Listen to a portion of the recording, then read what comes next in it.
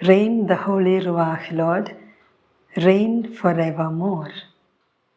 നമ്മൾ പലപ്പോഴും പറയാറുണ്ട്, അവൾ എന്താ ഇങ്ങനെ ചെയ്തേ, ഇവൻ എന്താ ഇങ്ങനെ ചെയ്തേ, ആ അച്ഛൻ എന്താ ഇങ്ങനത്തെ തെറ്റ് ചെയ്തേ, ഈ സിസ്റ്റർ എന്താ ഇങ്ങനെ ചെയ്തേ. അങ്ങനെയൊക്കെ പലപ്പോഴും നമ്മൾ ചോദിക്കാറുണ്ട്. നമ്മൾ ഒരു കാര്യം ഓർക്കേണ്ടത്, ദൈവത്തിൻ്റെ കൽപ്പനകൾ നമ്മൾ അനുസരിക്കാതെ വരുമ്പോൾ, ദൈവത്തിൻ്റെ കൽപ്പനകളോട് അനുസരണക്കേട് കാണിക്കുമ്പോൾ അത് പാപമായി തീരുകയാണ്.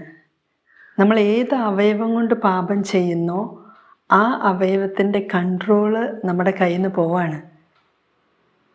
അല്ലെങ്കിൽ ഏത് ഭാഗം കൊണ്ട്, ചിന്തയുടെ ഭാഗമാണോ, മനസ്സിൻ്റെ ഭാഗമാണോ, അതോ കൈകൊണ്ടാണോ പാപം ചെയ്യുന്നത്, അതോ കണ്ണുകൊണ്ടാണോ പാപം ചെയ്യുന്നത്. നമ്മുടെ ഏത് ഭാഗം കൊണ്ടാണ് നമ്മൾ പാപം ചെയ്യുന്നത്, പാപത്തിനായി നമ്മളെ തന്നെ വിട്ടുകൊടുക്കുന്നത്, ആ ഭാഗത്തിൻ്റെ കൺട്രോള് നമ്മൾ ദുഷ്ടാരൂപികൾക്ക് കൊടുക്കുകയാണ് ചെയ്യുന്നത്. അപ്പോൾ പലപ്പോഴും നമ്മൾ ചോദിക്കുക, എന്തിനാ അവൻ അങ്ങനെ ചെയ്തേ.